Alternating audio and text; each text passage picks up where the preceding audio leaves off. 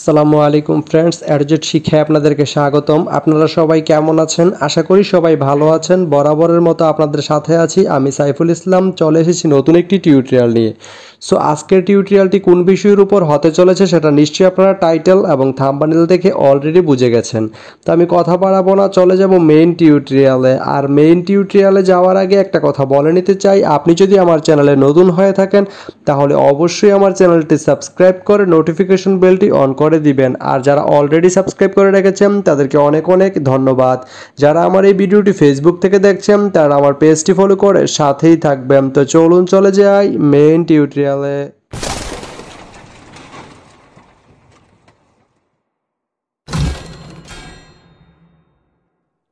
তো বন্ধুরা, আজকে আমরা জানবো আপনি ঢাকা থেকে পঞ্চগড় যেতে কোন কোন ট্রেন রয়েছে, সেই ট্রেনগুলো ছাড়ার নতুন সময়সূচি, ভাড়ার তালিকা, বন্ধের দিন এবং গিয়ে পৌঁছতে কতক্ষণ সময় লাগবে বিস্তারিত।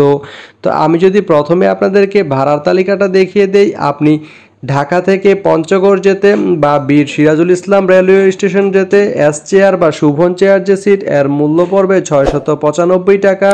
স্নিগ্ধা এসি বগির যে নর্মাল সিট, এর মূল্য পড়বে 1334 টাকা। এবং এসি বগির যে চেয়ার সিট, এর মূল্য পড়বে 1599 টাকা। এবং এসি বগির যে কেবিন সিট, এর মূল্য পড়বে 2398 টাকা।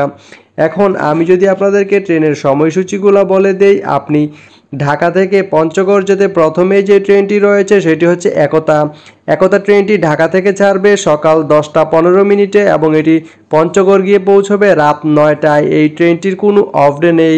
এরপরে রয়েছে দ্রুতযান ট্রেনটি ঢাকা থেকে ছাড়বে রাত 8টায় এবং এটি পঞ্চগড় গিয়ে পৌঁছবে সকাল 6টা 45 মিনিটে। এই ট্রেনটির কোনো অফ ডে নেই।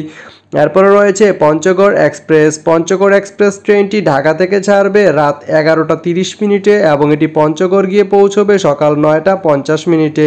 এই ট্রেনটির কোনো অফ ডে নেই। তো আপনি ঢাকা থেকে পঞ্চগড় যেতে এই তিনটি ট্রেনের যে কোনো একটি ট্রেন ব্যবহার করতে পারেন। তো ভিডিওটি কেমন লাগলো অবশ্যই কমেন্ট করে জানাবেন।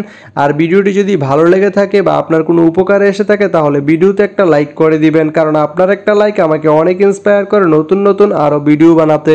তো ধন্যবাদ সবাইকে ভিডিওটি এতক্ষণ ধৈর্য ধরে দেখার জন্য। ভালো থাকবেন, সুস্থ থাকবেন, অ্যাডজেট শিক্ষার সঙ্গেই থাকবেন।